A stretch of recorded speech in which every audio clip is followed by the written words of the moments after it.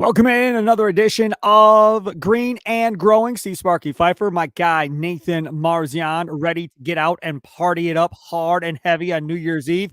Ladies, he's on the prowl. He's looking for the love of his life, the future, the one he's going to have babies with later in life. He's looking for you. Is that right? I got a girlfriend now. What? No, I'm just kidding. The rest of the podcast, I would have deleted. We would have just talked to his new girlfriend. That would have been it, folks. There would have been no Bucks talk tonight. Nah. You all gave me a heart attack. All right, so single and available, Marzion out and about, I'm sure. So what's the plans for New Year's Eve before we get into some Bucks basketball talk? Water Street or bigger and better plans? Yeah, probably Water Street. The Packer game kind of complicates things because that's at 7, and then by the time that ends, it's kind of too late to start going out because the places will be packed. So we're gonna kind of have to probably we're gonna try to watch like the first quarter pregame, watch the first quarter, and then go out after that and watch the last few quarters at the bar. But yeah, it should be fun. Back in the day, it's not this way anymore, apparently. But back in the day, I used to host the Packer parties at Mecca Sports Bar and Grill.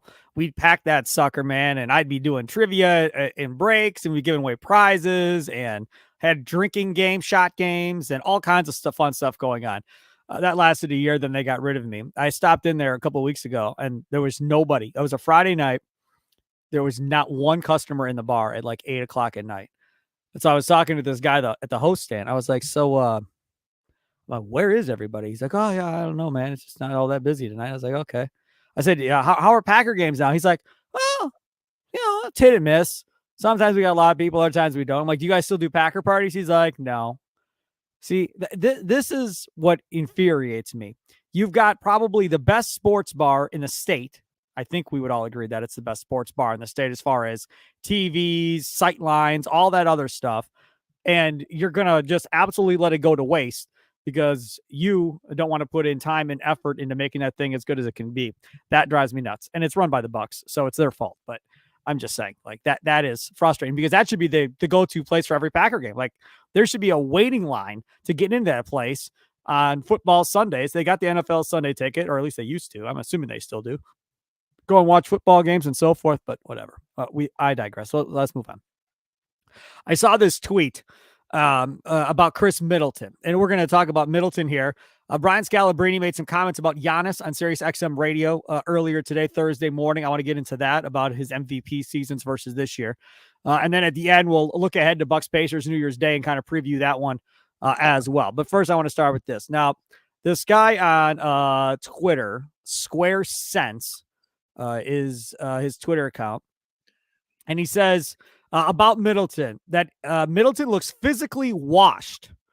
Nathan Marzion, I'm going to ask you, would you evaluate Khris Middleton to this point of the season? Would you agree that Middleton looks physically washed? No.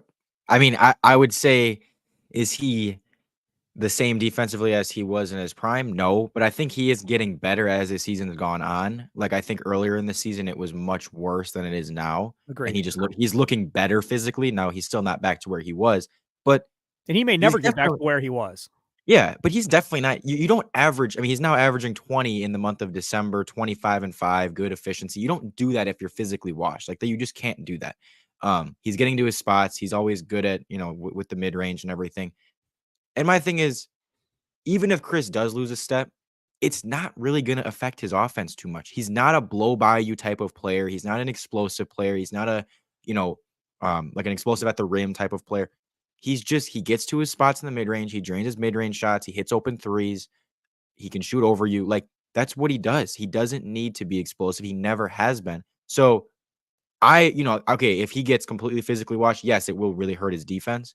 But as far as his offense, like, I'm not worried about that aspect of his game. I kind of said the same thing last year. I was like, even if he is a little bit hurt, even if he isn't hit 100%, he's going to still be basically himself offensively because he doesn't need that explosiveness. It's not like Giannis where that's a huge part of his game. It's just not. He's more of that, I don't want to say finesse because he's not super finesse, but he's more of a finesse type of player. And so, again, I'm glad that his physical or his what was the word we were using? Washed. Physically washed.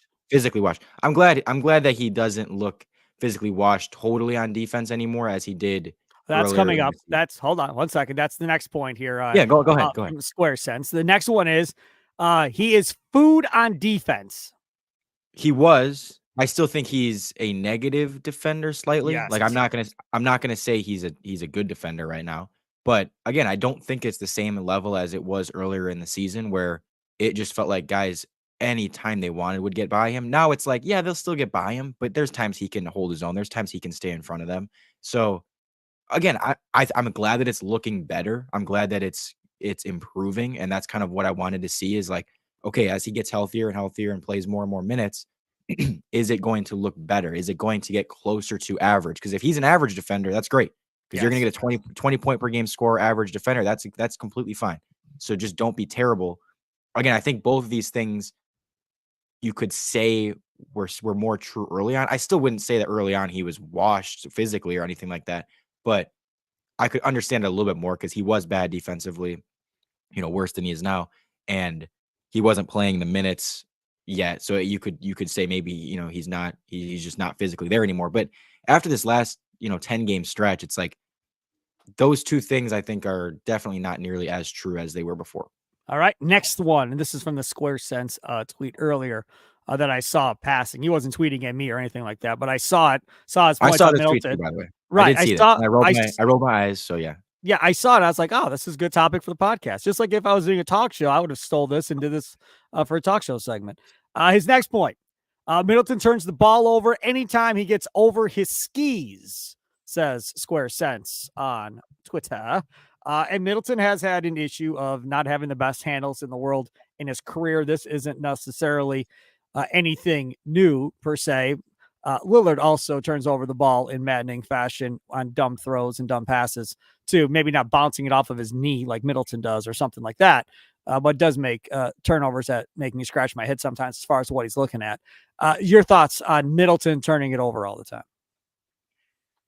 This isn't nearly as true for Dame, but it kind of goes for Dame too when you bring that up. Like neither of them, the amount of turnovers is not nearly equal to the minutes played. How many.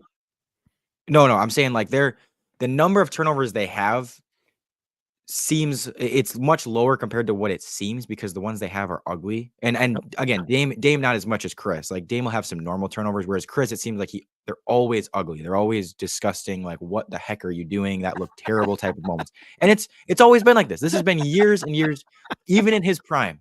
Even in his prime, Khris was always due for 2 moments a game where you're like, that guy looks like he's never played basketball before. And that's just how he's always been. Now, again, I don't care. It's the same with like Giannis's free throws sometimes. Giannis could go 8 of 10 at the line, but those 2 misses are air balls. You're going to be like, wow, what the heck? That ugly free throws. But it's like, okay, but he went 8 for 10. So like, I'm not going to complain about the 2 misses being air balls. I am not going to complain if the 2 turnovers are super ugly, as long as it's only about 2. Guess how many turnovers he is averaging over the last 10 games? Like 30 minutes a game. He's playing up to his normal minutes. He's averaging 2.4 turnovers per game. If you ask someone how many turnovers you think he's averaging, you'd probably say like 4. You'd think, okay, he turns it over a lot. He doesn't turn it over that often. He really doesn't. It's just that when he does, they're ugly. Dame for this season is averaging 2.8, and for how much he handles the ball, that's a really low number. Agreed. When you're gonna notice them, they're gonna stick out when it happens. But again, the number of turnovers he has, and it's been like this for most of his career, where it's like his turnovers have never been a huge problem. In when you look at the numbers of like, wow, he is turning it over at such a high rate, but they're always a little bit ugly. They're always, ones that stick out to you, and it makes you think, his 2 turnovers feel like 4, and they're not 4. It's not 4. And that's what I try to kind of explain to people is, okay, but like actually look at how many turnovers he ends up with and not just how ugly they were when they happen. All right. Last one here from Square Sense says his supreme skill set allows him to still get buckets, says Square Sense, because people, when he was saying that Middleton were washed, was like, dude, how can he be scoring these many points if he's washed at this point physically and so forth, kind of moving forward here. I saw something on Giannis and Kareem Abdul-Jabbar the other day. Giannis has more points than Jabbar did, I want to say, before age 29 or something like that. And obviously Jabbar, previous to LeBron breaking that, was the all-time leading points getter. And somebody quote tweeted it and said that they don't see how Giannis can keep this pace up physically playing the way he does, different than, say, Jabbar that was playing in the middle and wasn't having to attack and so forth all the time like Giannis. I'm going to ask you, you said earlier, Middleton doesn't have to be physically great in order to score. Different than, say, Giannis. How long do you think Giannis can keep playing at the way he's playing physically?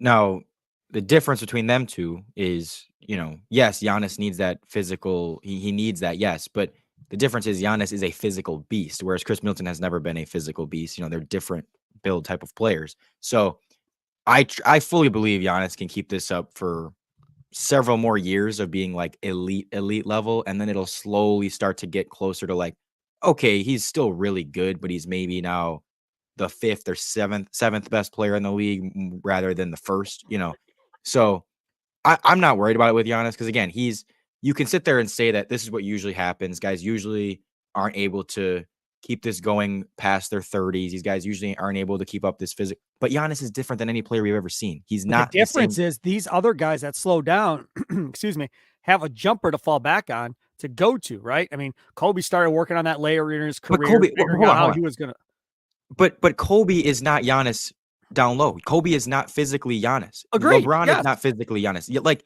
that's why I'm like, sure, you can look at those examples and say, oh, well, this guy and that guy, they weren't able to continue to dominate down low or dominate getting to the paint.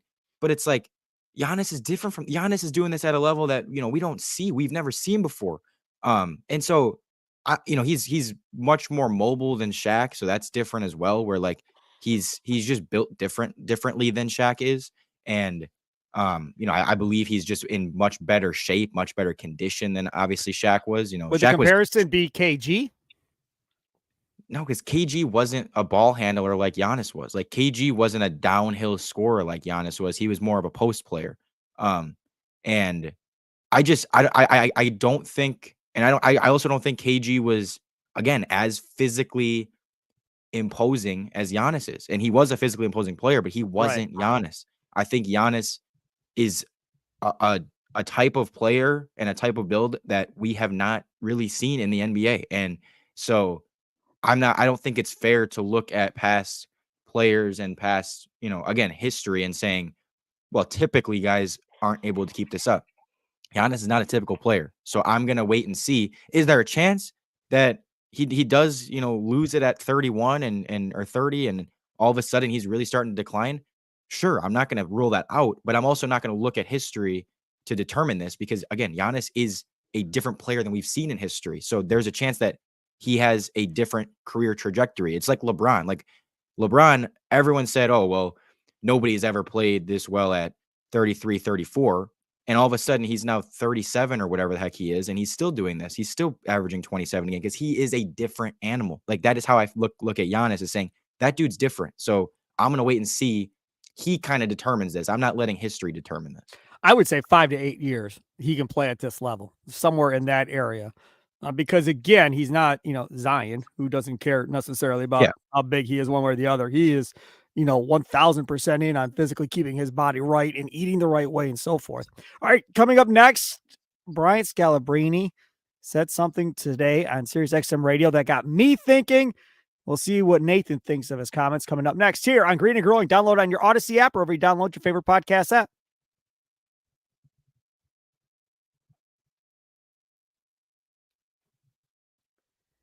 Hey, it's Sparky Fifer, 1250 AM The Fan. Follow me on Twitter at Sparky Radio. Follow that guy there, Nathan Marzion, on Twitter at Nathan Marzion. Download the Green and Growing podcast on your Odyssey app, wherever you download your favorite podcast ad. You can also check us out on streaming over there at YouTube, Odyssey Sports YouTube page. That also is another good one, too.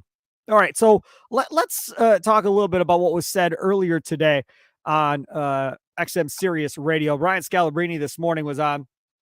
Him and Frank Isola do a show together. And Isola was pointing out that he feels, having watched Giannis play, that his passing is getting better and better as the years go on. And he was talking about, seeing Giannis and how big and physically imposing he is and how fast he is and so forth. And Brian Scalabrine came back and said, in his opinion, he thinks Giannis is playing better this year and looks better this year than he did in his other multiple MVP years, that he just looks smoother. He looks more under control. And he said, from time to time, yeah, he'll have a game where he maybe looks a little rigid, maybe plays a little out of control. But for the most part, he looks a lot more smooth and kind of sure of himself of what he wants to do and how he wants to attack teams, more so than he even did in those MVP years. So the question is, do you agree with Brian Scalabrine that Giannis looks better this season than he did during his MVP years? That is a big, big statement because Joel Embiid is the runaway right now for MVP. Nobody's really even talking about Giannis for MVP. So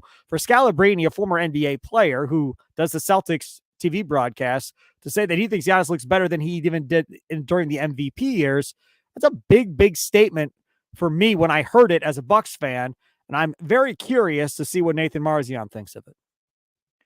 I do think it's true. And I think it was honestly true for 2021 and 2022 as well. Like, I think he actually got better in those seasons, but voter fatigue and Jokic had really good seasons, so he didn't end up winning MVP, but I think he got better in those seasons, especially when you look at getting better for the playoffs. Like, he was amazing in the regular season in 2018 and 2019, the years he won MVP. He was awesome. He was dominant. He was dunking everything. He was great, but he was not the player that was ready to win a championship yet because he didn't have the counter moves. He wasn't great out of double teams. He was fine. But he wasn't as good at passing out of double teams and handling double teams, which we saw once teams built a wall. It really did kind of throw him off for the first couple of years.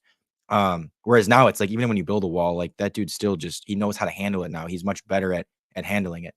So he became a much more like a much better playoff player, which is ultimately what makes you a great player, is I think your ability to like handle what's thrown at you in the playoffs. And I love that this year he's really once again started to kind of just say, screw the 3-point shot. I'm going to just dominate down low for the most part. I don't mind him taking some mid-range shots. I don't mind him taking 3-pointers every now and then, but I want to ask you, how many Giannis took a 3 for every blank shots he took in his first 2 MVP seasons? Like, how many shots do you think that was? He took 1 3 for every how many attempts? Oh man, well, he's taking far more threes this year, which I'm a very, very happy person about because I'm sick of watching him take fewer. threes. You mean far fewer? Far fewer. Yeah, he's only averaging like 1 a game or something like that now. I don't know. Wasn't he averaging probably like 3 or 4 a game back in those MVP seasons? Yeah, and so he was literally taking, in those 2 seasons combined, he took 1 3 for every 5 total shots he was taking. And now that number is less than 1 out of 10.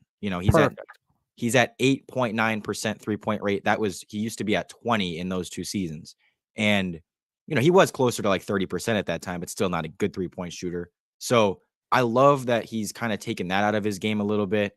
And I think Dame has allowed him to take that out of his game a little bit because Dame's got the ball on the perimeter more. Giannis can go more down low.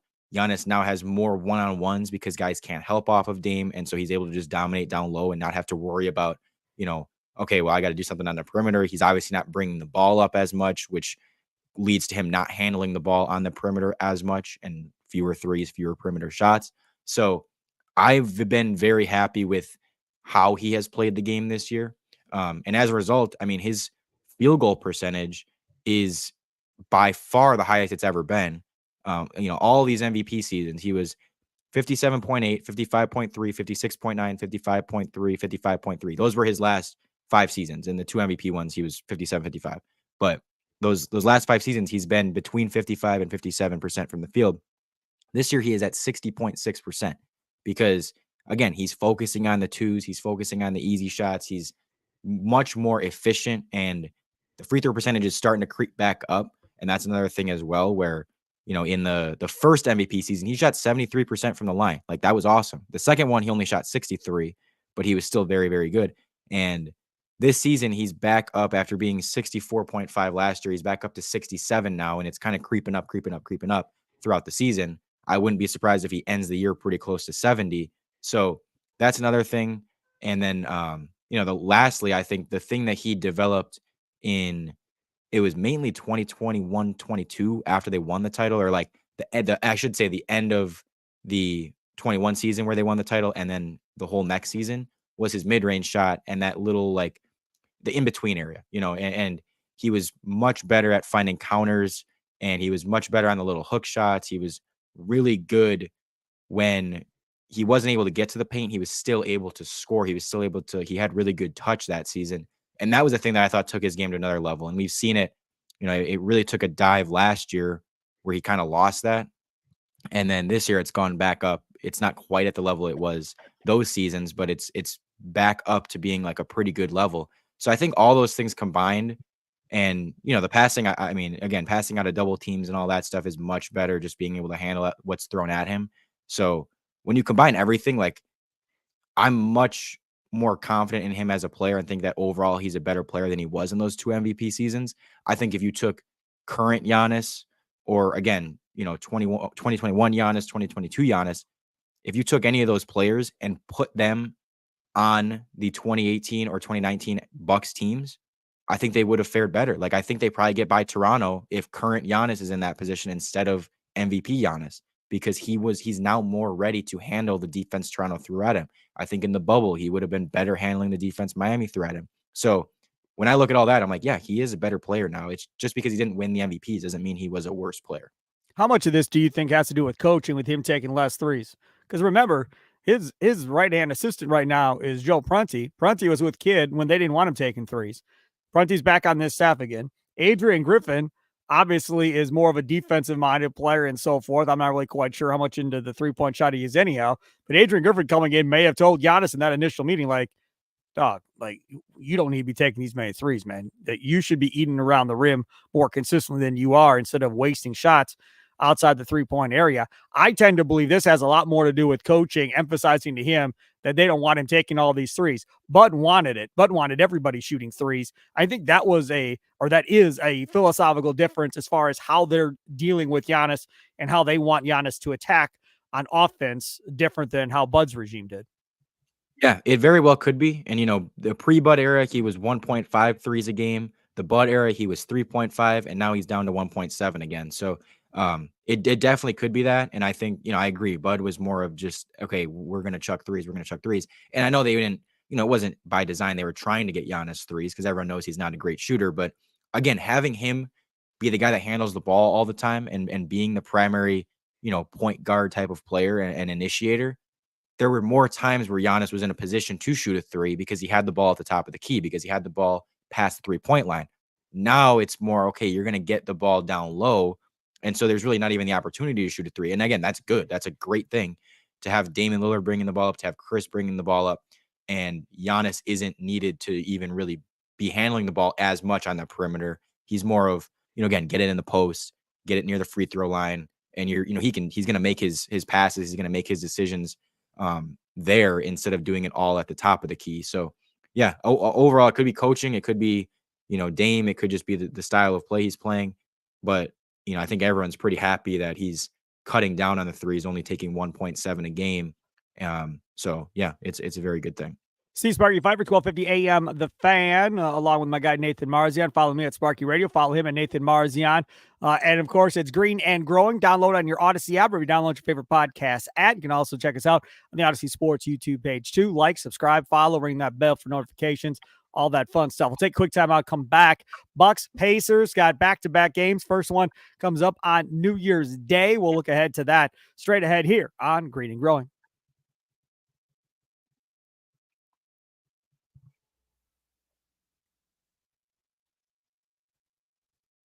HC Sparky, Fifer, 1250 AM, The Fan, beautiful Milwaukee, Wisconsin. Well, really not. It's been raining and crappy all day here on Thursday, leading up to New Year's. But either way, I still say it. Follow me on Twitter at Sparky Radio. He is Nathan Marzion. Follow him at Nathan Marzion. Green and Growing Podcasts on your Odyssey app. Wherever you download your favorite podcast at Odyssey Sports YouTube page. Also a good place to find us. The question now is Bucks Pacers. Here we go again. What are you expecting to see on New Year's Day when the Bucks and Pacers played? The last time these two teams met, it got real chippy.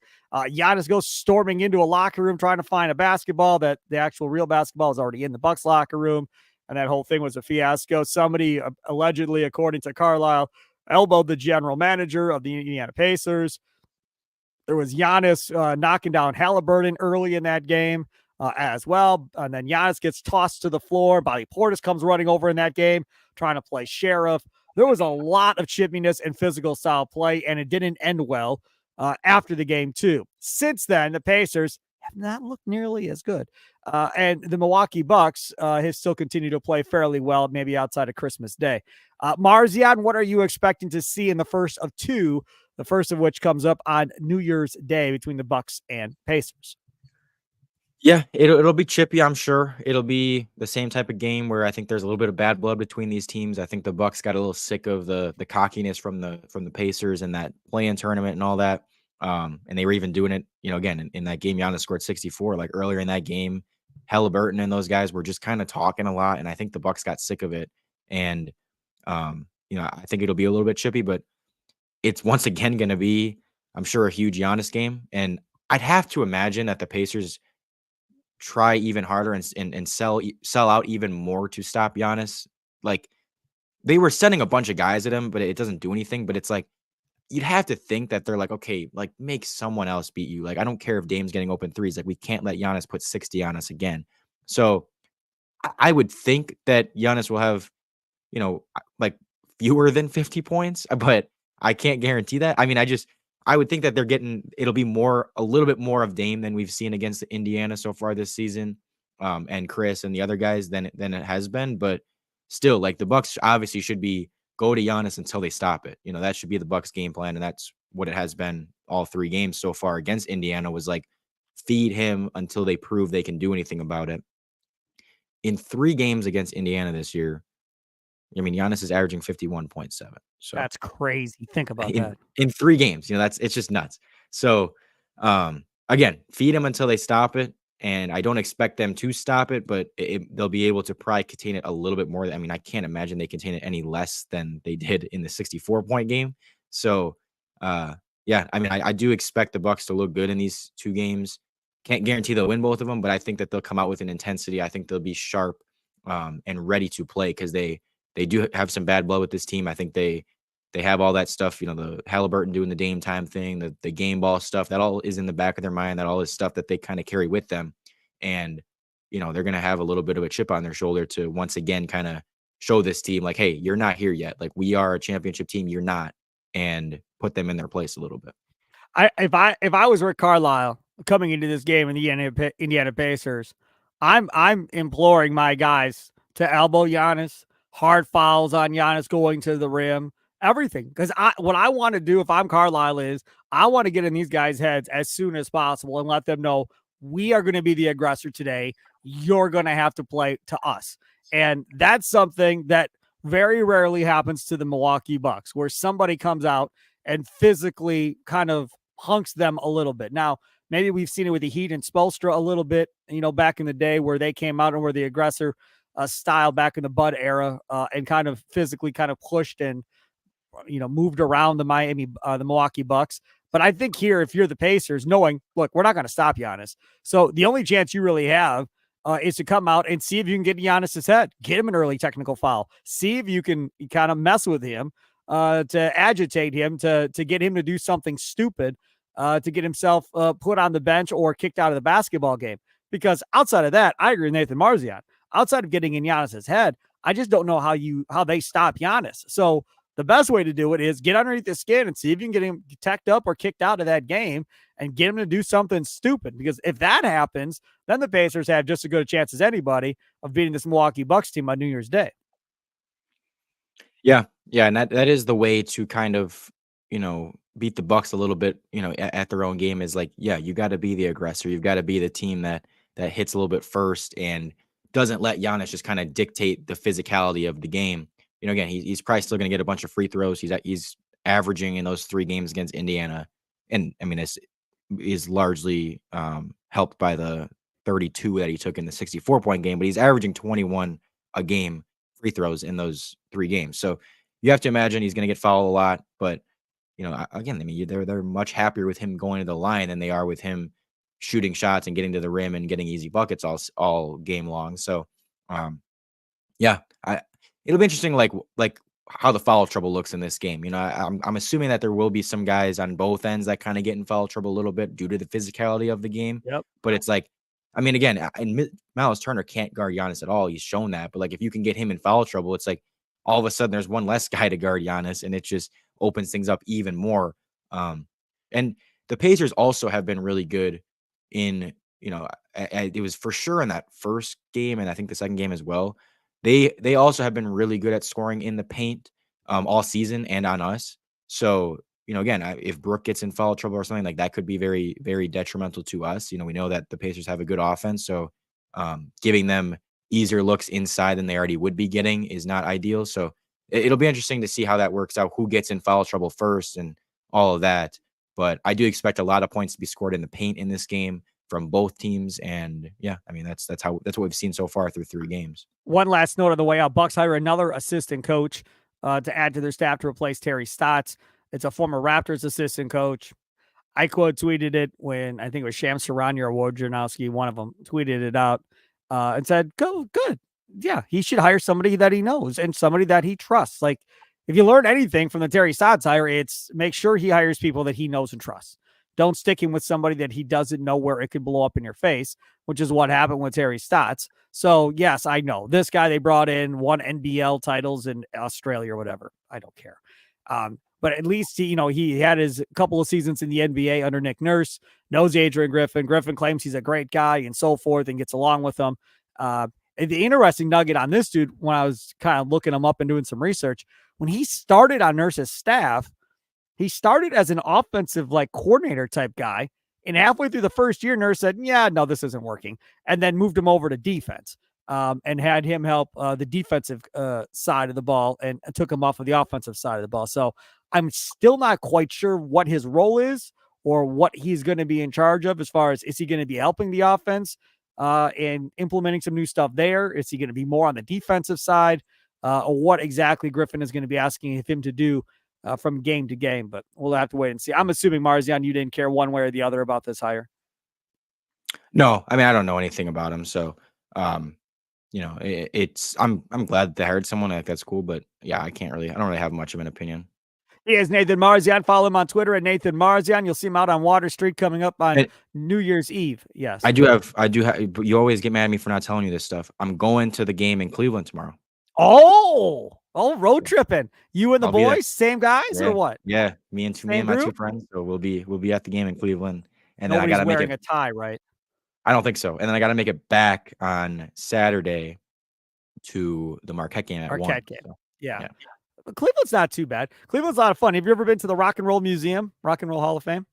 I have not. We'll probably check it out. That's awesome. Took me 3 hours to get through it when I went. It's a lot of fun. Cleveland's a fun town.